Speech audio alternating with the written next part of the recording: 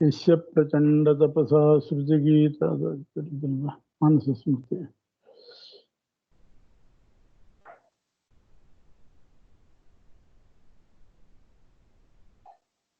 श्रीनिवास पदाम्भोज युगम नत्वा गुरोरपि श्रीशमानसिक ध्यान विधिं वक्षे यथा मती ಮಾನಸ ಸ್ಮೃತಿಯಲ್ಲಿ 226ನೇ ಶ್ಲೋಕ ಆಗಬೇಕು. ಜೀವನ ವಿಚಾರ ಹೇಳ್ತಾ ಇದ್ದಾರೆ. ಮುಖ್ಯ ಪ್ರಾಣದೇವರು ಎಷ್ಟು ಜಪ ಮಾಡ್ತಾರೆ? 21,600 ಹಂಸ ಮಂತ್ರ ಜಪ ಮಾಡಿ ಭಗವಂತನಿಗೆ ಅರ್ಪಣೆ ಮಾಡ್ತಾರೆ ಅನ್ನೋ ವಿಷಯ ಆಯಿತು. ಪರಮಾತ್ಮನ ಹೃದಯದಲ್ಲಿರ್ತಕ್ಕಂಥ ಅಗ್ರೇಶ, ಪ್ರಾದೇಶ, ಮೂಲೇಶ ರೂಪಗಳ ವಿಚಾರವನ್ನು ಹೇಳಿದರು. ಈಗ ಜೀವನ ವಿಚಾರ. ಸಹಸ್ರಧಾ ವಿಭಿನ್ನಂ ಬಾಲಾಗ್ರಂ ಅವಶಿಷ್ಯತೆ ತಾವತ್ ಪರಿಮಿತೋ ಜೀವಃ ಶಾಶ್ವತ ಸ್ವಪ್ರಕಾಶಕಃ. ಜೀವನ ಪರಿಮಾಣ, ಅವನ ಅಳತೆ ಎಷ್ಟಿದ್ದಾನೆ? ಜೀವ ದೇಹ ದೊಡ್ಡದಾಗಿರ್ತದೆ. ಜೀವನ ಸ್ವರೂಪದ ಪರಿಮಾಣ ಏನು, ಅಳತೆ ಏನು ಅಂತಂದ್ರೆ ಕುದುರೆ ಬಾಲ. ಸಹಸ್ರಧಾ ವಿಭಿನ್ನಂ, ಕುದುರೆ ಬಾಲದ ಅಗ್ರ, ಬಾಲಾಗ್ರಂ, ಕುದುರೆ ಬಾಲದ ಅಗ್ರವನ್ನ 1000 ತುಂಡು ಮಾಡಿದರೆ ಅದರಲ್ಲಿ ಒಂದು ಎಷ್ಟು ಸಣ್ಣದಿರ್ತದೆ. ತಾವತ್ ಪರಿಮಿತೋ ಜೀವ, ಜೀವನು ಅಷ್ಟೇ ಪರಿಮಾಣವುಳ್ಳವನಾಗಿರ್ತಾನೆ. ಜ್ಯೋತಿ ರೂಪನಾಗಿರ್ತಾನೆ ಜೀವ, ಸ್ವಪ್ರಕಾಶಕಃ. ಪ್ರಾಣೋಪಪದಮಾಶ್ರಿತ್ಯ ನಿತ್ಯಸ್ತಿಷ್ಠತೆ ಕರ್ಮಕೃತ್. ಆ ಜೀವ ದೇಹದೊಳಗೆ, ಇದು ದೇಹ ದೊಡ್ಡದಾಗಿರ್ತದೆ, ಇದರೊಳಗೆ ಜೀವನ ಸ್ಥಾನ ಯಾವುದು ಅಂತಂದ್ರೆ ಪ್ರಾಣದೇವರ ಪಾದಗಳಲ್ಲಿ ಜೀವ ಇರ್ತಾನೆ. ಪ್ರಾಣದೇವರ ಪಾದವನ್ನ ಆಶ್ರಯಿಸಿ, ಪಾದದ ಹತ್ತಿರದ ಜಾಗವನ್ನು ಆಶ್ರಯಿಸಿ ಜೀವ ತನ್ನ ಕರ್ಮಗಳನ್ನು ಮಾಡಿಕೊಂಡಿರ್ತಾನೆ. ಪ್ರಾಣೋಪಪದಮಾಶ್ರಿತ್ಯ ನಿತ್ಯಸ್ತಿಷ್ಠ, ಅದು ಹರಿಕಥಾಮೃತದಲ್ಲಿ ಹೇಳಿದ್ದಾರೆ. ಮೂಲೇಶನ ಮೂಲಪತಿ ಪದ್ಮ ಮೂಲದಿ, ಮೂಲೇಶನ ಪಾದದ ಬುಡದಲ್ಲಿ ಪ್ರಾಣದೇವರು, ಪ್ರಾಣದೇವರ ಪಾದದ ಬುಡದಲ್ಲಿ ಆ ಜಾಗದಲ್ಲಿ ಜೀವ ಇರ್ತಾನೆ ಅಂತ. ದೇಹದಲ್ಲಿ ಅಣುವಾದ ಜೀವ, ಪೂರ್ತಿ ವ್ಯಾಪಿಸಿರೋದಿಲ್ಲ, ಅಣುವಾದ ಜೀವ ಅಲ್ಲಿರ್ತಾನೆ ಹೃದಯದಲ್ಲಿ. ಆ ಜೀವನ ಅಂಗಗಳಲ್ಲಿ ಅಣೋರಣೀಯನಾಗಿದ್ದ ಪರಮಾತ್ಮನ ಅವಯವಗಳು ಸೇರ್ಕೊಂಡಿರ್ತದೆ. ಜೀವನೇ ಅಣು, ಅವನ ಅವಯವಗಳಲ್ಲಿ ಪರಮಾತ್ಮನ ಅವಯವಗಳು ಸೇರ್ಕೊಂಡಿರ್ತವೆ. ವಿಷ್ಣೋರಂಗಾನಿ ಜೀವಾಂಗೇಶು ಅವಚ್ಛಿನ್ನಾನಿ ನಿತ್ಯಶಃ. ಯಾವಾಗಲೂ ವಿಷ್ಣುವಿನ ಅಂಗಗಳು, ಅವಯವಗಳು ಜೀವನ ಅಂಗೇಶು, ಅವಯವಗಳಲ್ಲಿ ಅವಚ್ಛಿನ್ನಾನಿ ಸೇರ್ಕೊಂಡಿರ್ತಾವೆ ಅಂತ ಅರ್ಥ. ಅದು ಹೇಗೆ ಅಂತ ಮುಂದೆ ಹೇಳ್ತಾರೆ. ಪರಮಾತ್ಮನ ತಲೆ ಜೀವರ ತಲೆಯಲ್ಲಿದೆ. ಪರಮಾತ್ಮನ ಮಧ್ಯಭಾಗ ನಮ್ಮ ಮಧ್ಯಭಾಗದಲ್ಲಿದೆ. ಪರಮಾತ್ಮನ ಬಲಪಾರ್ಶ್ವ ನಮ್ಮ ಬಲಪಾರ್ಶ್ವದಲ್ಲಿ, ಭಗವಂತನ ಎಡಪಾರ್ಶ್ವ ನಮ್ಮ ಎಡಪಾರ್ಶ್ವದಲ್ಲಿದೆ. ಪರಮಾತ್ಮನ ಪಾದ ನಮ್ಮ ಪಾದದಲ್ಲಿದೆ. ಇಷ್ಟು. ಆದರೆ ಆ ಭಗವಂತನ ಅಂಗಗಳಿಗೆ ಒಂದೊಂದು ಹೆಸರುಂಟು. ಅಂಗ ಅಂದ್ರೆ ಒಂದು ಪಾರ್ಟ್ ಅಷ್ಟೇ ಅಲ್ಲ, ಅದು ಪರಿಪೂರ್ಣ ರೂಪನೇ ಅಂಗವಾಗಿರ್ತದೆ. ಅದನ್ನು ಬಿಡಿಸ್ತಾರೆ. ಭಗವಂತನ ತಲೆ ಅಂದ್ರೆ ವಾಸುದೇವ ರೂಪ. ವಾಸುದೇವೋ ಹರೇ ಶೀರ್ಷಂ. ಪರಮಾತ್ಮನ ತಲೆಗೆ, ತಲೆ ಅಂತಂದ್ರೆ ನಮ್ದು ಬರೇ ತಲೆ ಅಂದ್ರೆ ಒಂದು ಅಂಗ ಮಾತ್ರ, ಅಪೂರ್ಣವಾದ ಅಂಗ.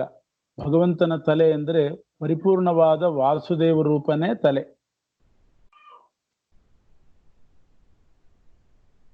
ಅದು ಜೀವರ ತಲೆಯಲ್ಲಿ ಇರ್ತದೆ. ಅಂದ್ರೆ ಜೀವರ ತಲೆ, ಜೀವಶೀರ್ಷೆ ವ್ಯವಸ್ಥಿತ, ಜೀವರ ತಲೆಯಲ್ಲಿ ಭಗವಂತನ ವಾಸುದೇವ ರೂಪ ಇರ್ತದೆ. ಆ ವಾಸುದೇವ ಅನ್ನೋದು ಆ ಪರಮಾತ್ಮನ ತಲೆ.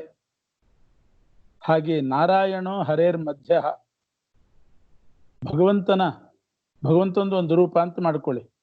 ಅದರಲ್ಲಿ ತಲೆ ಅಂದ್ರೆ ವಾಸುದೇವ, ಆ ತಲೆ ಕೆಳಗಡೆ ಮಧ್ಯದೇಹ ಅಂತಂದ್ರೆ ನಾರಾಯಣ ರೂಪನೇ ಭಗವಂತನ ಮಧ್ಯದೇಹ. ಅದು ಜೀವ ಸಂದೋಹ ಸಂಸ್ಥಿತ. ಸಂದೋಹ ಅಂದ್ರೆ ಮಧ್ಯಭಾಗ. ಜೀವನ ಮಧ್ಯಭಾಗದಲ್ಲಿ ಪರಮಾತ್ಮನ ಮಧ್ಯಭಾಗ ಅಂದ್ರೆ ಅದು ನಾರಾಯಣ ಅನ್ನೋ ರೂಪ ನಮ್ಮ ಮಧ್ಯಭಾಗದಲ್ಲಿ ಇರ್ತದೆ. ಇಷ್ಟೇ ವ್ಯತ್ಯಾಸ. ನಮ್ದು ಮಧ್ಯಭಾಗ ಅನ್ನೋದೊಂದು ಅಪೂರ್ಣ, ಅವನ ಮಧ್ಯಭಾಗ ನಾರಾಯಣ ರೂಪ, ಅದು ಪರಿಪೂರ್ಣ ರೂಪ. ವಿಷ್ಣೋಶ್ಚ ದಕ್ಷಿಣ ಪಕ್ಷ ಪ್ರದ್ಯುಮ್ನಃ. ಭಗವಂತನ ಬಲಪಾರ್ಶ್ವ ಅಂತಂದ್ರೆ ಬರೇ ಒಂದು ಪಾರ್ಟ್ ಅಲ್ಲ, ಅದು ಪ್ರದ್ಯುಮ್ನ ರೂಪ. ಅದು ಜೀವನ ಬಲಭಾಗದಲ್ಲಿ ಇರ್ತದೆ. ಪರಮಾತ್ಮನ ಎಡಪಾರ್ಶ್ವ ಅಂತಂದ್ರೆ ಅದು ಅನಿರುದ್ಧ ರೂಪ. ವಿಷ್ಣೋಶ್ಚ ದಕ್ಷಿಣ ಪಕ್ಷ ಪ್ರದ್ಯುಮ್ನಃ ಜೀವಪಕ್ಷಗ. ವಾಮಪಕ್ಷೋ ಅನಿರುದ್ಧಶ್ಚ. ಎಡಪಾರ್ಶ್ವ ಅಂದ್ರೆ ಅನಿರುದ್ಧ, ಅದು ಜೀವ ವಾಮೇಚ ಸಂಸ್ಥಿತ. ಜೀವನ ಎಡಪಾರ್ಶ್ವದಲ್ಲಿ ಇರ್ತದೆ. ಸಂಕರ್ಷಣೋ ಅಂಘ್ರಿಹಿ. ಸಂಕರ್ಷಣ ಅಂತಂದ್ರೆ ಅದು ಪರಮಾತ್ಮನ ಪಾದ. ಪಾದ ಅಂದ್ರೆ ಅದು ಸಂಕರ್ಷಣ ರೂಪ, ಅದು ನಮ್ಮ ಪಾದದಲ್ಲಿ ಇರ್ತದೆ. ವಿಷ್ಣೋರ್ ವಾಗ್ ಭಾರ್ಗವೋ ರಾಮೋ. ಭಗವಂತನ ವಾಕ್ ಅಂತಂದ್ರೆ ಅದು ಪರಶುರಾಮ ದೇವರೇ ಪರಮಾತ್ಮನ ಬಾಯಿ ವಾಕ್. ಅದು ಜೀವವಾಚಿ ಪ್ರತಿಷ್ಠಿತ, ನಮ್ಮ ಬಾಯಿಯಲ್ಲಿ ಇರ್ತದೆ, ವಾಗೀಂದ್ರಿಯದಲ್ಲಿ. ನರಸಿಂಹದೇವರು ಭಗವಂತನ ಘ್ರಾಣೇಂದ್ರಿಯ ಅಂದ್ರೆ ನರಸಿಂಹದೇವರು. ನರಸಿಂಹಶ್ಚ ಹರೇ ಪ್ರಾಣ ಅಂತಿದೆ, ಘ್ರಾಣ ಅಂತ ಅರ್ಥ. ಜೀವ ಪ್ರಾಣೇಚ ಸಂಸ್ಥಿತ, ಜೀವನ ಘ್ರಾಣೇಂದ್ರಿಯದಲ್ಲಿ ನರಸಿಂಹದೇವರು ಇರ್ತಾರೆ. ಯಾಕೆ ಅಂದ್ರೆ ಹರಿಕಥಾಮೃತಸಾರದಲ್ಲಿದೆ, ಕಪಿಲ ನರಹರಿ ಭಾರ್ಗವತ್ರಯ ವಪುಷ ನೇತ್ರದಿ ನಾಸಿಕಾಸ್ಯದಿ ಅಂತ ಜಗನ್ನಾಥದಾಸರು ಹೇಳ್ತಾರೆ. ಕಪಿಲ ನಮ್ಮ ಕಣ್ಣಿನಲ್ಲಿರ್ತಾನೆ, ನರಹರಿ ಮೂಗಿನಲ್ಲಿರ್ತಾನೆ, ಭಾರ್ಗವ ಅಂದ್ರೆ ಪರಶುರಾಮ ದೇವರು ವಾಕಿನಲ್ಲಿರ್ತಾರೆ ಅಂತ ಉಂಟು, ಹಾಸ್ಯದಲ್ಲಿ ಬಾಯಿಯಲ್ಲಿ. ಕಪಿಲ ನರಹರಿ ಭಾರ್ಗವತ್ರಯ ವಪುಷ ನೇತ್ರದಿ ನಾಸಿಕ ಹಾಸ್ಯದಿ. ಅದರಿಂದ ಹೀಗಿಟ್ಕೋಬೇಕು, ನಮ್ಮ ಬಾಯಿಯಲ್ಲಿ ಪರಮಾತ್ಮನ ಪರಶುರಾಮ ರೂಪ. ಆ ಪರಶುರಾಮ ಅಂದ್ರೆ ಅವನ ಪರಮಾತ್ಮನ ಬಾಯಿನೇ ಅದು.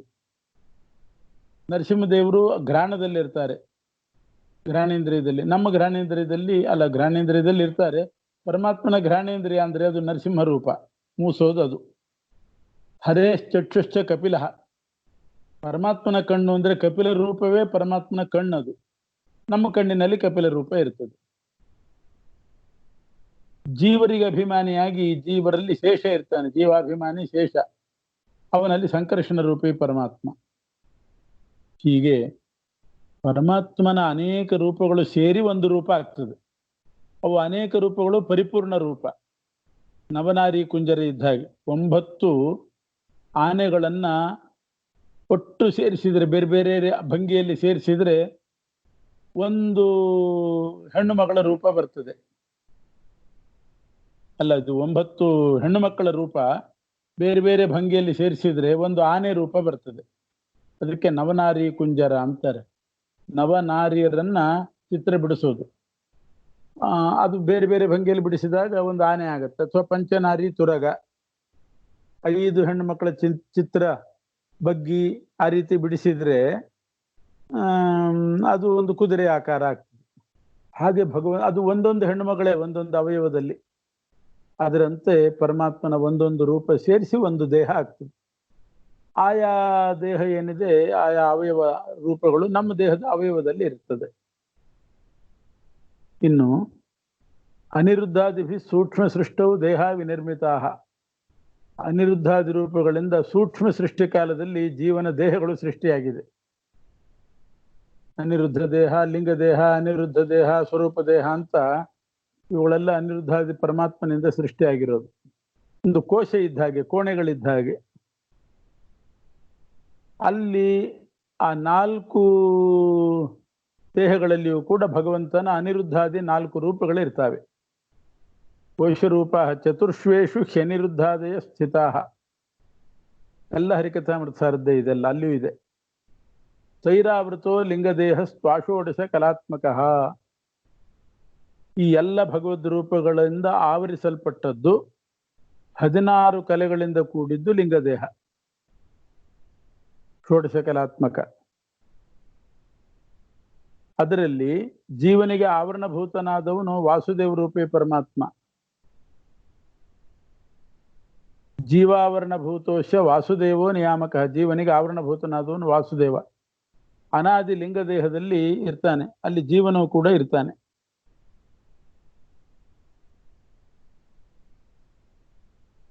ದೇವಾನಾಂ ಅಂಶತೋ ವ್ಯಾಪ್ತಿ ದೇಹೇ ನೃಣಾಂ ಪ್ರಕಾಶತಃ. ಈಗ ದೇಹದಲ್ಲಿ ದೇವತೆಗಳಿದ್ದಾರಲ್ಲ, ಅವರು ತಮ್ಮ ದೇಹದಲ್ಲಿ ಪೂರ್ತಿ ಅಂಶದಿಂದ ವ್ಯಾಪಿಸಿರ್ತಾರೆ. ಕೈ, ಕಾಲು, ತಲೆ ಎಲ್ಲ ಕಡೆ ದೇವತೆಗಳ ಅಂಶ ಇರ್ತದೆ. ಜೀವನದ್ದು ಹಾಗಲ್ಲ, ಜೀವ ನಿರಂಶ. ಆದ್ರೆ ಕಾಲಿಗೆ ಮುಳು ಚುಚ್ಚಿದ್ರೆ ನೋವಾಗುತ್ತೆ. ಯಾಕೆ? ಅಲ್ಲಿ ಜೀವ ಇದ್ದಾನ. ಜೀವ ಇರೋದು ಹೃದಯದಲ್ಲಿ, ಪ್ರಾಣದೇವರ ಪಾದಬುಡದಲ್ಲಿ. ಆದರೆ ಅವನ ಪ್ರಕಾಶ ವ್ಯಾಪಿಸಿರ್ತದೆ. ಮನುಷ್ಯರಿಗೆ ಪ್ರಕಾಶದಿಂದ ವ್ಯಾಪ್ತಿ, ದೇವತೆಗಳಿಗೆ ಅವರ ಅಂಶದಿಂದ ವ್ಯಾಪ್ತಿ. ಹಿಂಗಿಟ್ಕೋಬೇಕು. ಈಗ ಒಂದು ರೂಮ್ನಲ್ಲಿ ಒಂದು ದೀಪ ಇಟ್ರೆ ಪ್ರಕಾಶದಿಂದ ವ್ಯಾಪ್ತಿ ಇರ್ತದೆ ಹಾಗೆ. ಆದರೆ ಒಂದು ಹಿಟ್ಟು ಎಲ್ಲ ಕಡೆ ಹರಡಿ ಬಿಡ್ತು ಅಂತ ಇಟ್ಕೊಳ್ಳಿ, ಒಂದೊಂದು ಅಂಶ ಹರಡಿ ಬಿಡ್ತದೆ. ಆ ರೀತಿ ದೇವತೆಗಳದ್ದೆಲ್ಲ ಅಂಶದಿಂದ ವ್ಯಾಪ್ತಿ ದೇಹದಲ್ಲಿ ದೇವತೆಗಳಿಗೆ. ಮನುಷ್ಯರಿಗೆ ಪ್ರಕಾಶದಿಂದ ವ್ಯಾಪ್ತಿ ಅಂತ. ವ್ಯಾಪ್ತಿ ಅಂದ್ರೆ ಪೂರ್ತಿ ದೇಹದ ಒಳಗೆ ಪೂರ್ತಿ ಹರಡೋದು.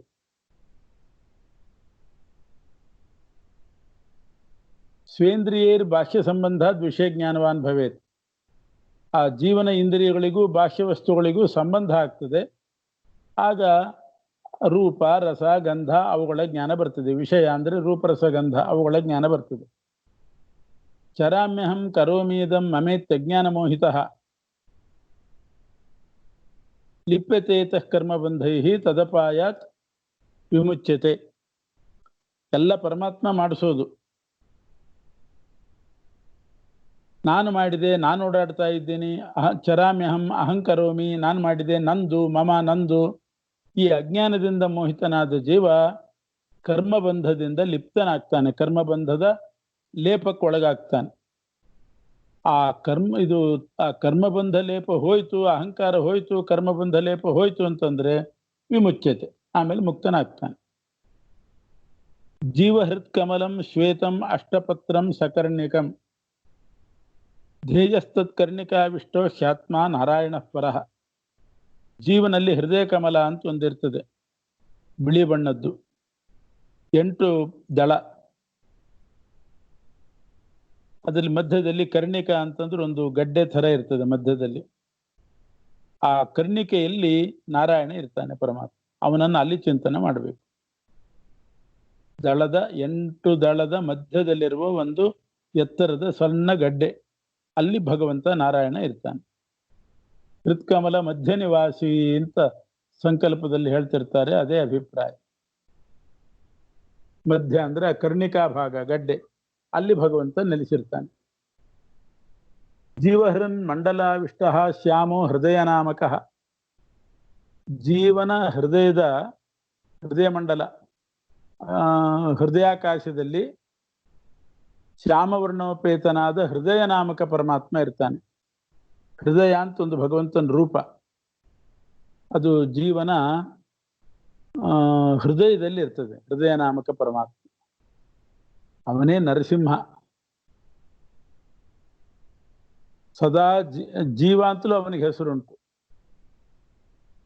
ಜೀವನಾಮಕ ನರಸಿಂಹ ಸದಾ ಜೀವ ಸಂಸ್ಥಿತ. ಜೀವನ ಹೃದಯ ಮಂಡಲದಲ್ಲಿರುವವನು ಹೃದಯ ನಾಮಕ ಪರಮಾತ್ಮ. ಜೀವನಲ್ಲಿ ಇರ್ತಕ್ಕಂಥವನು ಜೀವನಾಮಕ ನರಸಿಂಹ.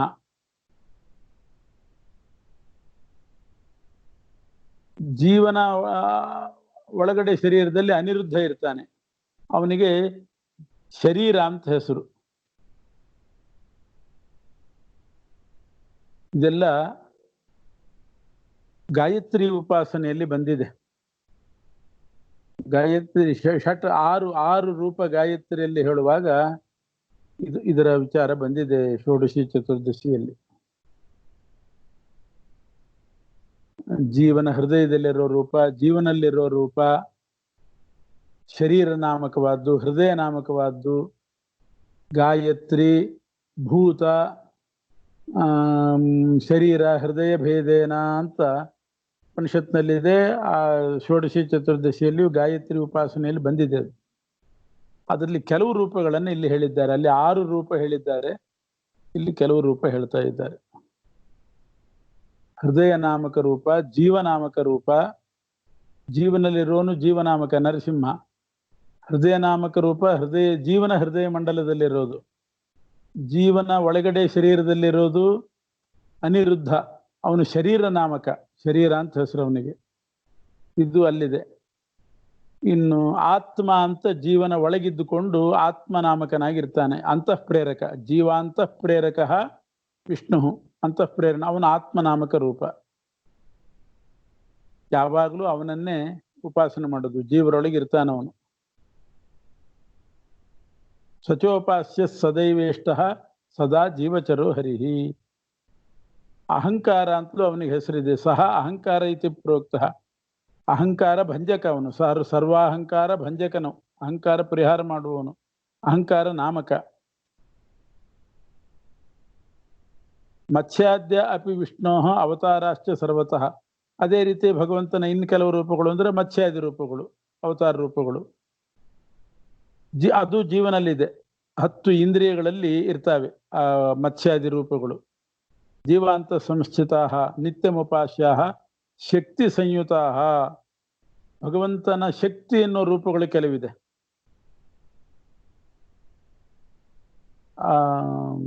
ಅದು ಲಕ್ಷ್ಮೀ ರೂಪಗಳು ಇದೆ, ಪರಮಾತ್ಮನ ರೂಪನೂ ಇದೆ.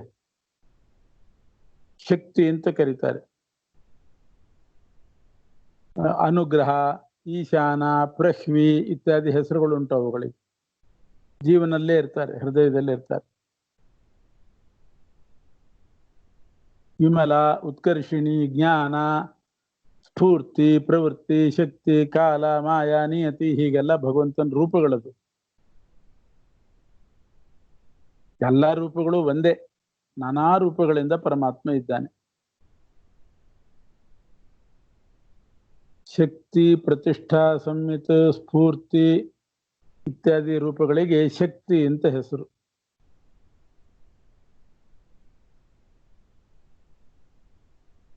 ಏವಂ ವಿದ್ವಾನತೋ ಭಾಷ್ಯ ಹೃದಯಾಂಬುಜ ಮಂದಿರೇ. ಹೀಗೆ ಭಗವಂತನ ರೂಪಗಳನ್ನು ತಿಳ್ಕೊಂಡವನು ತನ್ನ ಸ್ಥೂಲ ಹೃದಯದ ಬಾಹ್ಯ ಹೃದಯ ಅಂಬುಜ ಮಂದಿರ, ಬಾಹ್ಯ ಹೃದಯ ಕಮಲದಲ್ಲಿ ಭಗವಂತನನ್ನ ಚಿಂತನೆ ಮಾಡಬೇಕು. ನಾನಾ ರತ್ನೋಜ್ವಲ ಹೇಮ ಮಂಟಪಂ. ಆ ಹೃದಯ ಮಂದಿರದಲ್ಲೇ ನಾನಾ ರತ್ನಗಳಿಂದ ಪ್ರಕಾಶಮಾನವಾದ ಬಂಗಾರದ ಮಂಟಪ. ಅದು ರಮಾ ಸ್ವರೂಪಭೂತವಾದ್ದು, ಲಕ್ಷ್ಮೀ ಸ್ವರೂಪಭೂತವಾದ ಒಂದು ಬಂಗಾರದ ಮಂಟಪ.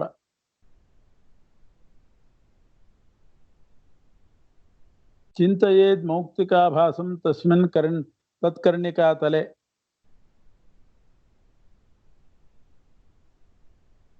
ಅದರ ಕರ್ಣಿಕಾ ಅಂತ ಹೇಳಿದ್ನಲ್ಲ, ಮಧ್ಯಭಾಗ, ಅದರಲ್ಲಿ 12 ಕೋಣ ಇರತಕ್ಕಂಥ ಒಂದು ಸೂರ್ಯಮಂಡಲವನ್ನ ಚಿಂತನೆ ಮಾಡಬೇಕು. ಹೃದಯದಲ್ಲಿ, ಬಾಹ್ಯ ಹೃದಯದ ಕಮಲದಲ್ಲಿ ಲಕ್ಷ್ಮೀ ಸ್ವರೂಪಭೂತವಾದ ಒಳ್ಳೆ ಮುತ್ತುಗಳಂತೆ ಹೊಳೆಯತಕ್ಕಂಥ ಒಂದು ಬಂಗಾರದ ಮಂಟಪ. ಅದರ ಕರ್ಣಿಕಾದಲ್ಲಿ, ಮಧ್ಯಭಾಗದ ಕರ್ಣಿಕಾದಲ್ಲಿ ಸೂರ್ಯಮಂಡಲ, 12 ಕೋಣ, 12 ಮೂಲೆಗಳು ಬರತಕ್ಕಂಥ ಸೂರ್ಯ ಬಿಂಬ ಸೂರ್ಯಮಂಡಲ. ಅದರಲ್ಲಿ ಚಂದ್ರಮಂಡಲ. ಹೀಗೆ ಚಿಂತನೆ ಮಾಡೋ ಕ್ರಮ. ಹೃತ್ಕಮಲದಲ್ಲಿ ಮಂಟಪ, ರಮಾತ್ಮಕ ಮಂಟಪ, ಮಂಟಪದಲ್ಲಿ 12 ಕೋಣದ ಸೂರ್ಯ ಮಂಡಲ, ಅದರಲ್ಲಿ ವರ್ತುಲಾಕಾರವಾದ, ಅದಕ್ಕೆ ಕೋಣ ಇರೋದಿಲ್ಲ, ವರ್ತುಲಾಕಾರವಾದ ಚಂದ್ರಮಂಡಲ. ಸೂರ್ಯಮಂಡಲಕ್ಕೆ ಮಾತ್ರ 12 ಕೋಣ ಬರಬೇಕು, 12 ಮೂಲೆ ಬರಬೇಕು. ಎಲ್ಲ ಕಡೆ ಹಾಗೆ ಇರ್ತದೆ ಸೂರ್ಯನ ಚಿತ್ರ, ಕೋಣ ಹಾಕಿರ್ತದೆ. ಚಂದ್ರಂದು ರೌಂಡ್ ಆಗಿ ಇರ್ತದೆ. ಅದರಲ್ಲಿ ಮತ್ತೆ ತ್ರಿಕೋಣ, 12 ಕೋಣದ ಅಗ್ನಿಮಂಡಲ, ವರ್ತುಲಾಕಾರವಾದ ಚಂದ್ರಮಂಡಲ, ಅದರಲ್ಲಿ ತ್ರಿಕೋಣ ಅಗ್ನಿಮಂಡಲ ಬರಬೇಕು. ಅದರಲ್ಲಿ ಆ ಅಗ್ನಿಮಂಡಲದಲ್ಲಿ ಪರಮಾತ್ಮನ ಚಿಂತನೆ ಮಾಡಬೇಕು. ತ್ರಿಕೋಣಂ ಆಗ್ನೇಯೀ ಮಂಡಲಂ ಸುವಿರಾಜಿತಂ. ತಸ್ಮಿನ್, ಅದರಲ್ಲಿ ಬರೇ ಅಷ್ಟೇ ಅಲ್ಲ, ಆ ಅಗ್ನಿಮಂಡಲದಲ್ಲಿ ಲಕ್ಷ್ಮೀ ಸ್ವರೂಪಭೂತವಾದಂಥ ಒಂದು ಹಾಸಿಗೆ. ತಸ್ಮಿನ್ ಲಕ್ಷಾತ್ಮಕಂ ತಲ್ಪಂ ಶೇಷ ಪರ್ಯಂಕ ಶೋಭಿತಂ. ಶೇಷ ಮಂಚದಲ್ಲಿ ಲಕ್ಷ್ಮ್ಯಾತ್ಮಕವಾದ ಹಾಸಿಗೆ. ನಾನಾ ಇದು ಚಿತ್ರ ರತ್ನಾಸನ ಕಿರಣ, ಒಳ್ಳೆ ಚಿತ್ರಾಸನ, ರತ್ನಮಯವಾದ ಚಿತ್ರಾಸನ. ಅದರಲ್ಲಿ ಸೋಪಬರಹಣಂ, ದಿಂಬು. ಉಪಬರಹಣ ಅಂದ್ರೆ ದಿಂಬು, ಅನ್ಕೊಳ್ಳಿಕ್ಕೆ ದಿಂಬು ಇರಬೇಕು. ಅದೆಲ್ಲ ಲಕ್ಷ್ಮ್ಯಾತ್ಮಕವಾದದ್ದು. ಅಲ್ಲಿ ಭಗವಂತನನ್ನ ಚಿಂತನೆ ಮಾಡಬೇಕು. ತತ್ರತ್ವ ಭಗವಾನ್ ವಿಷ್ಣು ಪರಮಾತ್ಮೆ ತುದಾಹೃತಃ. ಹೀಗೆ ಹೃದಯ ಮಂಡಲದಲ್ಲಿ ಭಗವಂತನ ಚಿಂತನೆ ಅಂದ್ರೆ ಇಷ್ಟು. ಸಾಕ್ಷಾನ್ ನಾರಾಯಣ ಸರ್ವೈರುಪಾಸ್ಯೋ ಬಿಂಬ ನಾಮಕಃ. ಅವನೇ ಬಿಂಬ. ಅವನನ್ನ ಅಂತಲ್ಲಿ ಅಗ್ನಿಮಂಡಲದ ಶೇಷ ಪರ್ಯಂಕ ಲಕ್ಷ್ಮ್ಯಾತ್ಮಕವಾದ ಹಾಸಿಗೆ ಅಲ್ಲಿ ಚಿಂತನೆ ಮಾಡುದು. ಶ್ವೇತದ್ವೀಪದಲ್ಲಿರೋ ವಿಷ್ಣು ಏನಿದ್ದಾನೆ ಅವನು ಬ್ರಹ್ಮ ಪರ್ಯಂಕದಲ್ಲಿರುವವನು. ಪ್ರಿಯಂಕೆ ಬ್ರಹ್ಮನಾಮಕೆ. ಅವನೇನೆ ಅನಾದಿ ಕಾಲದಿಂದ ಈ ಸಂಸಾರದಲ್ಲಿರ್ತಕ್ಕಂಥ ಜೀವರನ್ನ, ನಾರಾಯಣೋ ಹೇ ಭಗವಾನ್ ಅನಾದಿ ಸೃಷ್ಟಿ ಸಂಸ್ಥಿತಾನ್ ಅವೇಕ್ಷ ಲೋಕಾನ್ ಕೃಪಯಾ ತಸ್ಮಾನ್ ಮೋಚಯಿತುಂ ಪ್ರಭು ತದ್ಯೋಗ್ಯ ಪದದಾನಾಯ ತೇಷಾಂ ಆವಿಶ್ಯ ಹೃದ್ಗುಹಾಂ. ಶ್ವೇತದ್ವೀಪದಲ್ಲಿ ಬ್ರಹ್ಮ ಪರ್ಯಂಕದಲ್ಲಿ, ಪರ್ಯಂಕ ಅಂದ್ರೆ ಮಂಚ, ಬ್ರಹ್ಮನಾಮಕ ಮಂಚದಲ್ಲಿರುವ ನಾರಾಯಣನೇ ಅನಾದಿ ಕಾಲದಿಂದ ಇರತಕ್ಕಂಥ ಲಿಂಗದೇಹದ ಸಹಿತರಾಗಿರ್ತಕ್ಕಂಥ ಶ್ರುತಿ ಸಂಸ್ಥಿತ ಅಂದ್ರೆ ಹಂಗೆ ಅನಾದಿ ಲಿಂಗದೇಹದಿಂದ ಕೂಡಿದ ಜೀವರನ್ನ ನೋಡಿ ಅವರ ಮೇಲಿನ ಕೃಪೆಯಿಂದ ಅವ್ರನ್ನ ಲಿಂಗದೇಹದಿಂದ ಬಿಡುಗಡೆ ಮಾಡಬೇಕು ಅಂತ ಯೋಚನೆ ಮಾಡಿ ಅವರವರಿಗೆ ಯೋಗ್ಯವಾದ ಪದದಾನಾಯ ಸ್ಥಾನ ಕೊಡಬೇಕು ಅಂತ ಯೋಚನೆ ಮಾಡಿ ಆ ಜೀವರ ಹೃದಯ ಗುಹೆಯಲ್ಲಿ ತಾನು ಪ್ರವೇಶ ಮಾಡಿ ತೇಷಾಂ ಆವಿಶ್ಯ ಹೃದ್ಗುಹಾಂ, ಅವರವರ ಯೋಗ್ಯತಾನುಸಾರೇಣ ಸಾಧನದಿಂದ ತಾನೇ ಸಾಧನ ಮಾಡಿಸಿ ಸಾಧನದಿಂದ ಉಪಾಸಿತನಾಗಿ ತದ್ಯೋಗ್ಯತಾನುಸಾರೇಣ ಸಾಧನೆ ಸಮುಪಾಸಿತ ನಿರಸ್ಯ ಸ್ವಾಪರೋಕ್ಷೇಣ ಕೃತಂಕರ್ಮ ಶುಭಾಶುಭಂ. ತನ್ನ ಅಪರೋಕ್ಷವನ್ನ ಕೊಟ್ಟು ತನ್ನ ಸಾಕ್ಷಾತ್ಕಾರವನ್ನ ಕೊಟ್ಟು ಅದರಿಂದ ಶುಭಾಶುಭ ಕರ್ಮಗಳನ್ನ ನಾಶ ಮಾಡಿ, ಶುಭಾಶುಭ ನಾಶ ಮಾಡಿ ಅಂದ್ರೆ ಅಶುಭ ಕರ್ಮ ಪೂರ್ತಿ ನಾಶ ಮಾಡ್ತಾನೆ. ಶುಭ ಕರ್ಮದಲ್ಲಿ ಮೋಕ್ಷದಲ್ಲಿ ಬೇಕಾದದ್ದನ್ನು ಸ್ವಲ್ಪ ಉಳಿಸಿ ಅಲ್ಲಿ ಬೇಡದೇ ಇದ್ದ ಶುಭ ಕರ್ಮವನ್ನ ಭಕ್ತರಿಗೆಲ್ಲ ಹಂಚಿಸ್ತಾನೆ ಅಂತ ಅರ್ಥ. ಶುಭ ಕರ್ಮ ನಾಶ ಮಾಡೋದು ಅಂದ್ರೆ ಹಾಗೆ. ಎರಡೂ ಮಾಡಿರ್ತಾರೆ. ಕೆಲವು ಶುಭ ಕರ್ಮ ಮೋಕ್ಷದಲ್ಲೂ ಬೇಕಾಗಿರ್ತದೆ, ಕೆಲವು ಮೋಕ್ಷದಲ್ಲಿ ಬೇಕಾಗಿರೋದಿಲ್ಲ, ಆದ್ರೂ ಶುಭ ಕರ್ಮನೇ. ಅಂಥದ್ದನ್ನ ಅದು ಲೋಕದಲ್ಲಿ ಸಂಸಾರಾವಸ್ಥೆಯಲ್ಲಿ ಮಾತ್ರ ಫಲ ಕೊಡೋದು, ಅಲ್ಲಿ ಬೇಕಾಗೋದಿಲ್ಲ. ಅಂಥದ್ದನ್ನ ಹಂಚಿಸಿ ಬಿಡ್ತಾನೆ, ಅಲ್ಲಿಯೂ ಬೇಕಾಗೋದನ್ನ ಉಳಿಸಿರ್ತಾನೆ. ಹೀಗೆ ಶುಭಾಶುಭಂ ಕರ್ಮ ನಿರಸ್ಯ ಅಂದ್ರೆ ಅಷ್ಟರ್ಥ. ಪುಣ್ಯ ಪಾಪಗಳನ್ನ ನಾಶ ಮಾಡಿ ಅಂದ್ರೆ ಪಾಪ ಪೂರ್ತಿ ನಾಶ ಮಾಡಿಸ್ತಾನೆ. ಪುಣ್ಯದಲ್ಲಿ ಇಷ್ಟ ಪುಣ್ಯ ಅನಿಷ್ಟ ಪುಣ್ಯ, ಇಷ್ಟ ಪುಣ್ಯವನ್ನ ಉಳಿಸ್ತಾನೆ, ಅನಿಷ್ಟ ಪುಣ್ಯವನ್ನ ನಾಶ ಮಾಡ್ತಾನೆ. ಅನಿಷ್ಟ ಪುಣ್ಯ ಅಂದ್ರೆ ಮೋಕ್ಷದಲ್ಲಿ ಬೇಕಾಗದೇ ಇರೋದು ಅಂತ ಅರ್ಥ. ಆಮೇಲೆ ಮೋಚಯಿತ್ವ ಭೂತಬಂಧಾತ್, ಈ ಪಂಚಭೂತಗಳ ಪಂಚಮಹಾಭೂತಗಳ ಬಂಧನದಿಂದ ಬಿಡುಗಡೆಗೊಳಿಸಿ ಜೀವನಿಗೆ ಅವನ ಆನಂದವನ್ನು, ಅವನ ಸ್ವರೂಪ ಆನಂದವನ್ನ ಕೊಡ್ತಾನೆ ಪರಮಾತ್ಮ. ಜೀವ ಸ್ವಾನಂದದಾಯಕ. ಶ್ವೇತದ್ವೀಪಗತೋ ಯಶ್ಚ ಬಾಹ್ಯ ಹೃತ್ಪದ್ಮಗಶ್ಚಯ. ಶ್ವೇತದ್ವೀಪದಲ್ಲಿರೋ ಪರಮಾತ್ಮನೇ ನಮ್ಮ ಬಾಹ್ಯ ಹೃದಯ ಮಂದಿರದಲ್ಲಿರುವವನು ಅವನೇನೆ. ಶ್ವೇತದ್ವೀಪದಲ್ಲಿರುವವನೇ ಇಲ್ಲಿ ಇರ್ತಾನೆ. ಅವರ ಐಕ್ಯ ಚಿಂತನೆ ಮಾಡಬೇಕು. ಶ್ವೇತದ್ವೀಪ ಮಂದಿರದಲ್ಲಿರೋ ಪರಮಾತ್ಮನಿಗೂ ಹೃದಯ ಮಂದಿರದಲ್ಲಿರೋ ಪರಮಾತ್ಮನಿಗೂ ತಯೋರೈಕ್ಯಂ ವಿಜಾನೀಯ ಜೀವ ಹೃತ್ಪದ್ಮಗಶ್ಚ. ಅದರಂತೆ ಶರೀರ ಸರ್ವ ನಾಡೀಷು ನಿವಿಷ್ಟಾನಾಂ ಚೈವ ಹರೇಹೆ.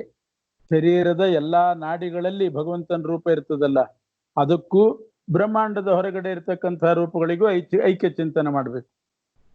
ಅಂದ್ರೆ ಒಂದು ರೀತಿ ಬ್ರಹ್ಮಾಂಡ ಹೆಂಗಿದೆಯೋ ನಮ್ಮ ಶರೀರ ಮಿನಿ ಬ್ರಹ್ಮಾಂಡ, ಸಣ್ಣ ಬ್ರಹ್ಮಾಂಡ ಇದ್ದಂಗೆ ಮಿನಿ ಬ್ರಹ್ಮಾಂಡ. ಆ ಬ್ರಹ್ಮಾಂಡದಲ್ಲಿ ಹೊರಗಡೆ ಎಲ್ಲ ವ್ಯಾಪಿಸಿದ ರೂಪಗಳನ್ನ ನಮ್ಮ ನಾಡಿಗಳಲ್ಲಿ ಇರೋ ರೂಪಕ್ಕೆ ಐಕ್ಯ ಚಿಂತನೆ. ಶ್ವೇತದ್ವೀಪದಲ್ಲಿರೋ ಭಗವಂತನಿಗೂ ಹೃದಯ ಮಂದಿರದಲ್ಲಿರೋ ಭಗವಂತನಿಗೂ ಐಕ್ಯ ಚಿಂತನೆ. ಆತ್ಮಹೃತ್ಪದ್ಮಗೇನೈಕ್ಯ ಚಿಂತನಂ ಪರಮಾರ್ಚನಂ. ಹೀಗೆ ನಮ್ಮ ಹೃದಯ ಕಮಲದಲ್ಲಿರ್ತಕ್ಕಂಥ ಭಗವಂತನ ಜೊತೆಗೆ ಈ ಎಲ್ಲಾ ರೂಪಗಳ ಐಕ್ಯ ಚಿಂತನೆನೇ ಭಗವಂತನ ಪೂಜೆ ಅಂದ್ರೆ.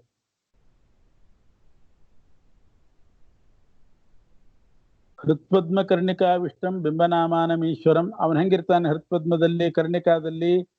ಹೃದಯ ಕಮಲದ ಕರ್ಣಿಕ ಗಡ್ಡೆಯಲ್ಲಿ ಇರುವ ಪರಮಾತ್ಮನೇ ಬಿಂಬನಾಮಕ. ಉದ್ಯದಾದಿತ್ಯ ಸಂಕಾಶಂ, ಉದಯಿಸುವ ಸೂರ್ಯನಂತೆ ಪ್ರಕಾಶಮಾನ. ಸಚ್ಚಿದಾನಂದ ವಿಗ್ರಹಂ, ಶುದ್ಧವಾದ ಜ್ಞಾನಾನಂದ ವಿಗ್ರಹವುಳ್ಳವನು. ಭೌತಿಕ ದೇಹ ಅಲ್ಲ. ಪೀತಾಂಬರಧರಂ, ಪೀತಾಂಬರ ಉಟ್ಟುಕೊಂಡಿದ್ದಾನೆ. ಶಂಖಚಕ್ರ ಗದಾಧಾರಿಯಾಗಿದ್ದಾನೆ. ಶಂಖಚಕ್ರ ಗದಾಧರಂ. ಹೇಮ ಹಂಸಕ ಮಂಜೀರ ಕಿಂಕಿಣಿ ಕಾಂಘ್ರಿ ಪಂಕಜಂ. ಗೆಜ್ಜೆಗಳು, ಬಂಗಾರದ ಗೆಜ್ಜೆ, ಹಂಸ ಪಕ್ಷಿಯಂತೆ ಧ್ವನಿ ಮಾಡತಕ್ಕಂಥ ಮಂಜೀರ, ಕಿಂಕಿಣಿ ಕಾಂಘ್ರಿ ಪಂಕಜಂ. ಮಂಜೀರ ಕಿಂಕಿಣಿಕ ಅಂದ್ರೆ ಒಳ್ಳೆ ಇದು ಮಂಜುನಾದ ಅಂತ ಅಲ್ಲ, ಒಳ್ಳೆ ಮೆಲ್ಲಕ್ಕೆ ಶಬ್ದ ಮಾಡತಕ್ಕಂಥ ಗೆಜ್ಜೆಗಳಿಂದ ಕೂಡಿದ್ದಾನೆ. ಸ್ವರ್ಣಾಂಬರ ಲಸತ್ ಕಾಂಚಿ ಭಾಸ್ವತ್ ಕೋಟಿ ತಟೋದರಂ, ಭಾಸ್ವತ್ ಕಟಿ ತಟೋದರಂ. ಕಟಿ ಅಂದ್ರೆ ಸೊಂಟ ಭಾಗ, ಕಟಿ ಸೊಂಟ. ಅದರಲ್ಲಿ ಒಂದು ಬಂಗಾರದ ಒಂದು ಡಾಬು ಅಂತಾರೆ, ಕಂಚಿ, ಕಾಂಚಿ ಅಂತ ಒಂದು ಆಭರಣವನ್ನ ಹಾಕೊಂಡಿದ್ದಾನೆ ಪೀತಾಂಬರದ ಮೇಲೆ. ಸೊಂಟದಲ್ಲಿ ಪೀತಾಂಬರದ ಮೇಲೆ ಒಂದು ಬಂಗಾರದ ಬೆಲ್ಟಿನ ಥರ ಇರತಕ್ಕಂಥ ಒಂದು ಕಾಂಚಿಯನ್ನು ಆಭರಣವನ್ನು ಧರಿಸಿದ್ದಾನೆ. ಬಂಗಾರದ ಹೇಮ ಕಂಕಣ ಕೇಯೂರ ಮುದ್ರಿಕಾ ಬಾಹುಭೂಷಣಂ. ಬಂಗಾರದ ಕಂಕಣ, ಕೇಯೂರ, ಮುದ್ರಿಕಾ ಅಂದ್ರೆ ಉಂಗುರ ಇತ್ಯಾದಿ ಬಾಹುಭೂಷಣ ಉಳ್ಳವನು. ಮುಕ್ತಾರತ್ನ ಪ್ರವಾಲಾಭಂ ಸ್ವರ್ಣ ಗ್ರೈವೇಯ ವಕ್ಷಸಂ. ಮುತ್ತು ರತ್ನ ಹವಳದಂತೆ ಇರತಕ್ಕಂಥ ಅವುಗಳಿಂದ ಕೂಡಿದ ಬಂಗಾರದ ಗ್ರೈವೇಯ ಅಂದ್ರೆ ಗ್ರೀವ ಅಂದ್ರೆ ಕುತ್ತಿಗೆ, ಕುತ್ತಿಗೆಯಲ್ಲಿ ಹಾಕೊಳ್ತಕ್ಕಂಥದ್ದು ನೆಕ್ಲೆಸ್, ಅದರಿಂದ ಕೂಡಿದ ವಕ್ಷಸ್ಸು ಉಳ್ಳವನು, ಕಂಠಾಭರಣವುಳ್ಳವನು ಅಂತ ಅರ್ಥ. ಶ್ರೀವತ್ಸ ಕೌಸ್ತುಭೋರಸ್ಕಂ, ಶ್ರೀವತ್ಸ ಚಿಹ್ನೆ ಕೌಸ್ತುಭ ಮಣಿಯಿಂದ ಕೂಡಿದ ಎದೆ ಉಳ್ಳವನು. ನಾನಾಭೂಷಣ ಭೂಷಿತಂ, ನಾನಾಲಂಕಾರ ಭೂಷಿತನಾಗಿದ್ದಾನೆ. ಮಂದಹಾಸ ಮುಖಾಂಭೋಜ, ಮಂದಹಾಸವಾದ ಮುಖಕಮಲ ಉಳ್ಳವನು. ಮಂದಸ್ಮಿತ ಮುಖಾಂಭೋಜಂ. ಅರವಿಂದಾಯತೆ ಕ್ಷಣಂ, ಕಮಲದಂತೆ ವಿಶಾಲವಾದ ಕಣ್ಣು. ನೀಲಾಲಕ ಲಸತ್ ಸ್ವರ್ಣ ಮುಕುಟ ಶ್ರುತಿಭೂಷಣಂ. ನೀಲವಾದ ಕಪ್ಪಾದ ಗುಂಗುರು ಇರತಕ್ಕಂಥ ಮುಂಗುರುಗಳಿಂದ ತಲೆ ಕೂದಲಿನಿಂದ ಕೂಡಿದ ಬಂಗಾರದ ಮುಕುಟ ಉಳ್ಳವನು. ಕರ್ಣಾಭರಣ ಧರಿಸಿದವನು. ಶ್ರುತಿಭೂಷಣಂ. ಬ್ರಹ್ಮೇಶಾನಾದಿಭಿ ಸೇವ್ಯಂ, ಬ್ರಹ್ಮರುದ್ರಾದಿಗಳಿಂದ ಸೇವ್ಯನಾಗಿದ್ದಾನೆ. ತನ್ನ ಸ್ವರೂಪ ವಿಶ್ವತೈಸ ಪ್ರಾಜ್ಞಾತುರ್ಯ, ತನ್ನ ಸ್ವರೂಪದ ಮಧ್ಯದಲ್ಲೇ ತಾನಿದ್ದಾನೆ. ಆಪಾದ ಮೌಳಿ ಪರ್ಯಂತಂ ಧ್ಯಾಯೇನ್ ನಾರಾಯಣಂ ಪರಂ. ಇಂಥ ನಾರಾಯಣನನ್ನ ಪಾದದಿಂದ ತಲೆಯ ತನಕ ಒಂದು ಸಲ ರೂಪ ಮನಸ್ಸಿಗೆ ತಂದುಕೋಬೇಕು. ಇದೇ ಧ್ಯಾನ. ಈ ಧ್ಯಾನ ಎರಡು ವಿಧ. ಧ್ಯಾನಂಚ ದ್ವಿವಿಧಂ ಪ್ರೋಕ್ತಂ ಖಂಡಾಖಂಡ ವಿಭೇದತಃ. ಖಂಡ ಧ್ಯಾನ, ಅಖಂಡ ಧ್ಯಾನ ಅಂತ ಎರಡು ಥರ ಇದೆ. ಸರ್ವಾಂಗದ ಸ್ಮರಣೆ, ಇದು ಏಕೈಕ ಶೋಂಗಾನಿಧಿಯ ಧಾರಣಂ ಖಂಡ ಮುಚ್ಯತೆ. ಒಂದೊಂದೇ ಅವಯವದ ಚಿಂತನೆ ಬಂದರೆ ಖಂಡ ಧ್ಯಾನ. ಸರ್ವಾಂಗ ಗೋಚರ ಆದರೆ ಅಖಂಡ ಧ್ಯಾನ. ಇಲ್ಲ ಬರೇ ಪಾದ, ಬರೇ ಮುಖ ಹಾಗೆ ಮಾತ್ರ ಗೋಚರ ಆದರೆ ಖಂಡ ಧ್ಯಾನ. ಇಡೀ ದೇಹ ಕೊಂಡು ಮುಂದೆ ಬಂದರೆ ಅದು ಅಖಂಡ ಧ್ಯಾನ. ಹೀಗೆ ಸತತಂ ಧ್ಯಾನ ಯೋಗೇನ ಸರ್ವಾಂಗ ಸಂಸ್ಮೃತಿ ವಿಷ್ಣುವರ ಅಖಂಡ ಧ್ಯಾನ ಮೀರಿತಂ. ಸತತಂ ಧ್ಯಾನ ಯೋಗೇನ ನಿಷ್ಪ್ರಯತ್ನ ಸಮಾಧಿಮಾನ್. ಹೀಗೆ ನಿರಂತರ ಧ್ಯಾನ ಯೋಗ ಅಭ್ಯಾಸ ಮಾಡಿದರೆ ಆಮೇಲೆ ಅನಾಯಾಸವಾಗಿ, ನಿಷ್ಪ್ರಯತ್ನ ಅಂದ್ರೆ ಪ್ರಯತ್ನ ಇಲ್ಲದೇನೆ ಸಮಾಧ್ಯವಸ್ಥೆ ಬರ್ತದೆ. ಸಮಾಧಿ ಅಂತಂದ್ರೆ ಹೊರಗಡೆ ಏನು ಜ್ಞಾನ ಇಲ್ಲದೆ ಪರಮಾತ್ಮನಲ್ಲೇ ತನ್ಮಯತೆ ಬರುವಂಥ ಒಂದು ಸಮಾಧಿ ಅವಸ್ಥೆ ಬರ್ತದೆ. ಅಸಮಾಧಿರಪಿ ಜ್ಞಾನಿ. ಒಂದು ವೇಳೆ ಸಮಾಧಿ ಅವಸ್ಥೆ ಬರದೇ ಇದ್ರೂ ಕೂಡ ಜ್ಞಾನಿ ಆದವನು ಅವನಲ್ಲೇ ಮನಸ್ಸಿಟ್ಟು ಷೋಡಶೋಪಚಾರಗಳಿಂದ ಪೂಜೆ ಮಾಡಬೇಕು. ಸಮಾಧಿ ಇದ್ರೆ ಈ ಉಪಚಾರ ಪೂಜೆ ಪ್ರಶ್ನೆನೇ ಇಲ್ಲ. ಮೈ ಮರೆತು ಅವನನ್ನೇ ನೋಡ್ತಿರ್ತಾನೆ. ಸಮಾಧಿ ಅವಸ್ಥೆ ಇಲ್ಲದೆ ಇದ್ದಾಗ ಬಾಹ್ಯ ಪ್ರತಿಮೆಯಲ್ಲಿ 16 ಉಪಚಾರದ ಪೂಜೆ ಮಾಡಿದ ಹಾಗೆ ಪರಮಾತ್ಮನಿಗೆ, ಹೃದಯದಲ್ಲಿರೋ ಭಗವಂತನಿಗೆ ಮಾನಸಿಕವಾಗಿ 16 ಉಪಚಾರಗಳ ಪೂಜೆ ಮಾಡಬೇಕು. ಸಮಾಧಿ ಅವಸ್ಥೆ ಬರದೇ ಇದ್ರೆ. ಉಪಚಾರ ಷೋಡಶಭಿ ಯಾವುದದು? ಆವಾಹನ ಮುಖೈರಪಿ.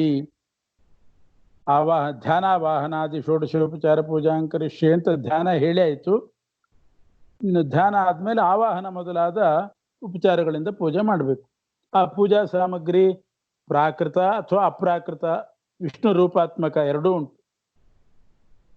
ವಿಷ್ಣು ಸ್ವರೂಪಭೂತವಾದ ಸಾಮಗ್ರಿಗಳು ಅಥವಾ ಪ್ರಾಕೃತ ಲೋಹದಿಂದ ಮಾಡಿದಂತಹ ಸಾಮಗ್ರಿಗಳು ಎರಡೂ ಇದೆ. ಮಾನಸೈರ್ ಅಮಲೈರ್ ದಿವ್ಯೈಹಿ, ಮಾನಸ ಪ್ರತಿಮೆ, ಮನಸ್ಸಿನಲ್ಲಿ ಕಲ್ಪನೆ ಮಾಡಿಕೊಂಡಂತಹ ಪ್ರತಿಮೆ. ಮಹಾರಾಜರಿಗೆ ಮಾಡುವ ಉಪಚಾರಗಳೇನಿದೆ, ಆಸನ ಕೊಡೋದು, ಪಾದ್ಯ, ಅರ್ಘ್ಯ, ಪಾದ್ಯ ಇತ್ಯಾದಿಗಳು. ಹಾಗೆ ಹೃತ್ಪದ್ಮಕರ್ಣಿಕಾನಿಷ್ಠನಾದ ಯೋಗಿಧ್ಯೇಯಾಂಘ್ರಿ ಪಂಕಜಂ, ಯೋಗಿಗಳಿಂದ ಧ್ಯಾನ ಮಾಡಲ್ಪಟ್ಟ ಪಾದಕಮಲವುಳ್ಳ ಭಗವಂತನನ್ನ ಭಕ್ತಿಯವ ಅನನ್ಯ ಮನಸ, ಭಕ್ತಿಯಿಂದ ಬೇರೆ ಕಡೆ ಮನಸ್ಸು ಹಾಕದೆ ಬಾಹ್ಯಾರ್ಚನಮಿವ ಅರ್ಚಯೇತ್, ಹೊರಗಡೆ ಪ್ರತಿಮೆ ಪೂಜೆ ಮಾಡಿದಂತೆ ಇಲ್ಲೂ 16 ಉಪಚಾರಗಳಿಂದ ಪೂಜೆ ಮಾಡಬೇಕು. ಮನಸ್ಸಿನಲ್ಲೇ ಧ್ಯಾನ ಮಾಡಿ ಪರಮಾತ್ಮನಿಗೆ. ಇದು ಮನಃಪೂಜಾ ಅಂತ ಕರೀತಾರೆ. ಇದೇ ಮಾನಸಿಕ ಪೂಜಾ. ಇದಾದ ಮೇಲೆ ಕಾಯಕೈರ್ ವಾಚಿಕೈರ್, ಆಮೇಲೆ ದೇಹದಿಂದ ಪೂಜೆ, ಆಮೇಲೆ ವಾಕ್ನಿಂದ ಅಂದ್ರೆ ಸ್ತೋತ್ರ ಪಠನ ಇತ್ಯಾದಿಗಳಿಂದ ಪೂಜೆ ಮಾಡಬೇಕು. ಆಮೇಲೆ ಪ್ರಣಮೇತ್ ಪುಂಡರೀಕಾಕ್ಷಂ, ಆಮೇಲೆ ಪುಂಡರೀಕಾಕ್ಷನಿಗೆ ನಮಸ್ಕಾರ ಮಾಡಬೇಕು ಯಥಾಶಕ್ತಿ ಯಥಾಮತಿ. ಇನ್ನು ಮಾನಸಿಕವಾಗಿ ಪ್ರದಕ್ಷಿಣಾದಿಗಳು ಇದೆ. ಯಾತ್ರಾ ಪ್ರದಕ್ಷಿಣ, ಎಲ್ಲೆಲ್ಲಿ ನಾವು ನಡ್ಕೊಂಡು ಹೋಗ್ತೇವೆ ನಮ್ಮ ಯಾತ್ರೆಯೇ ಭಗವಂತನಿಗೆ ಪ್ರದಕ್ಷಿಣೆ. ಶಯನಂ, ನಾವು ಮಾಡುವ ಶಯನ, ಮಲಗೋದು ಭಗವಂತನಿಗೆ ನಮಸ್ಕಾರ ಅಂತ ಅರ್ಥ. ಉದ್ದಕ್ಕೆ ಮಲಗಿದ್ರೆ ಅದು ಪರಮಾತ್ಮನಿಗೆ ಸಾಷ್ಟಾಂಗ ನಮಸ್ಕಾರ. ಏನೇನು ಬಾಯಿಂದ ಮಾತಾಡ್ತೇವೆ ಅದೆಲ್ಲ ಭಗವಂತನ ಸ್ತೋತ್ರ. ವಾಕ್ಯವೃತ್ತಿ ಸ್ತುತಿರ್ಭೂಯಾತ್. ಮನೋವೃತ್ತಿ, ಮನಸ್ಸಿನಲ್ಲಿ ಏನು ಯೋಚನೆ ಮಾಡ್ತೇವೆ ಅದೆಲ್ಲ ಪರಮಾತ್ಮನ ಧ್ಯಾನ ಅಂತ ಭಾವಿಸಬೇಕು. ಹೀಗೆ ಸಮರ್ಪಯಿತ್ವ ಬಿಂಬೇಸ್ಮಿನ್ ಮಾನಸಂ ಪೂಜನಂ ಪುನಃ, ಮಾನಸ ಪೂಜೆಯನ್ನ ಭಗವಂತನಿಗೆ ಬಿಂಬರೂಪಿಗೆ ಸಮರ್ಪಣೆ ಮಾಡಿ ತತ್ತತ್ ಸ್ಥಾನೇಶು ನಾಡೀಶು ತತ್ತದ್ರೂಪಾಣಿ ಭಾವಯೇತ್, ಮತ್ತೆ ಆಯಾ ಸ್ಥಳದಲ್ಲಿ ಆಯಾ ನಾಡಿಗಳಲ್ಲಿ ಮೊದಲಿನಂತೆ ಭಗವಂತನನ್ನು ಭಾವಿಸಬೇಕು. ಹೃದಯದ ಜೊತೆಗೆ ಐಕ್ಯ ಚಿಂತನೆ ಮಾಡಿ ಇದೆಲ್ಲ ಮಾನಸ ಪೂಜೆ ಸಮರ್ಪಣೆ ಮಾಡಿ ಮತ್ತೆ ಆಯಾ ನಾಡಿಯಲ್ಲಿ ಆ ಭಗವದ್ ರೂಪ ಚಿಂತನೆ ಮಾಡಬೇಕು. ಈಗ ಸೂರ್ಯಮಂಡಲದಿಂದ ಆವಾಹನೆ ಮಾಡಿ ಅಥವಾ ಹೃದಯ ಮಂಡಲದಿಂದ ಆವಾಹನೆ ಮಾಡಿ ಪ್ರತಿಮಾ ಪೂಜೆ ಮಾಡಿ ಮುಗಿದ್ಮೇಲೆ ಮತ್ತೆ ಅವನನ್ನು ಅಲ್ಲೇ ಕಳಿಸ್ತೀವಿ. ನಾವು ನಮಗೋಸ್ಕರ ಪೂಜೆ ಮಾಡುವಾಗ ನಮ್ಮ ಹೃದಯ ಮಂಡಲದಿಂದ ಪ್ರತಿಮೆಯಲ್ಲಿ ಆವಾಹನೆ ಮಾಡಬೇಕು. ದೇವಾಲಯದಲ್ಲಿ ಬೇರೆಯವ್ರ ಮನೆಯಲ್ಲಿ ಪೂಜೆ ಮಾಡುವಾಗ ಸೂರ್ಯಮಂಡಲದಿಂದ ಆವಾಹನೆ ಮಾಡಿ ಮತ್ತು ಸೂರ್ಯಮಂಡಲಕ್ಕೆ ಪ್ರತ್ಯಾವಾಹನೆ ಮಾಡಿಬಿಡ್ಬೇಕು. ಇಲ್ಲದೆ ಇದ್ರೆ ಪ್ರತಿಮೆಯಿಂದ ನಮ್ಮ ಹೃದಯಕ್ಕೆ ಆವಾಹನೆ ಮಾಡಿಕೊಳ್ಳೋದು. ಮಾನಸ ಪೂಜೆಯಲ್ಲಿ ಹೃತ್ಕಮಲ ಮಧ್ಯದಲ್ಲಿರುವ ಪರಮಾತ್ಮನಿಗೆ ಎಲ್ಲ ನಾಡಿಗತ ರೂಪದಿಂದ ಐಕ್ಯ ಚಿಂತನೆ ಮಾಡಿ ಮತ್ತು ಅದೇ ನಾಡಿಗಳಲ್ಲಿ ಚಿಂತನೆ ಮಾಡಿದ್ರೆ ಅದೇ ಪ್ರತ್ಯಾವಾಹನೆ ಅಂತ ಅರ್ಥ. ಏವಂ ಯಃ ಕುರುತೆ ನಿತ್ಯಂ ಅಪ್ರಮತ್ತಃ ಶ್ರೇಯಃಪತೇ, ಹೀಗೆ ಯಾವ ಪ್ರಮಾದಕ್ಕೊಳಗಾಗದೆ ಭಕ್ತಿಯಿಂದ ಪೂಜೆ ಮಾಡಿದರೆ ಮಾನಸಿ ಭಕ್ತ್ಯಾತು ಮಾನಸೀ ಮರ್ಚಾಂ, ಇಷ್ಟು ಭಕ್ತಿಯಿಂದ ಮಾನಸ ಪೂಜೆ ಮಾಡಿದರೆ ಜೀವನ್ ಮುಕ್ತೋನ ಸಂಶಯ. ಅವನು ಇಲ್ಲಿದ್ದರೂ ಜೀವಂತವಾಗಿದ್ದರೂ ಅದು ಜೀವನ್ ಮುಕ್ತ ಇದ್ದ ಹಾಗೆ, ಜೀವನ್ ಮುಕ್ತರೇ ಅಂತ ಅರ್ಥ. ಇಷ್ಟು ಹೇಳಿ ಕೊನೆ ಶ್ಲೋಕದಲ್ಲಿ ಗ್ರಂಥೋಯಂ ಪಾಠ ಮಾತ್ರೇಣ ಭಕ್ತಿ ಜ್ಞಾನಾದಿ ಸಿದ್ಧಿ, ಸುಮ್ಮನೆ ಪಾರಾಯಣ ಮಾಡಿದರೂ ಸಾಕು ಭಕ್ತಿ ಜ್ಞಾನಾದಿಗಳನ್ನು ಕೊಡ್ತದೆ. ಜ್ಞಾನೇನ ತದನುಷ್ಠಾತ, ಇದನ್ನು ತಿಳ್ಕೊಂಡು ಅನುಷ್ಠಾನಕ್ಕೆ ತಂದರೆ ಅನುಷ್ಠಾನಾತ್ ವಿಮುಕ್ತಿ ಶಾಶ್ವತಿ ಭವೇ, ಶಾಶ್ವತ ಸುಖ ದೊರೀತದೆ ಅಂತ ಉಪಸಂಹಾರ ಮಾಡಿದ್ದಾರೆ. ಶ್ರೀಕೃಷ್ಣಾರ್ಪಣಮಸ್ತು. ಹರೇ ನಮಃ. ಹೆಸರೋಣ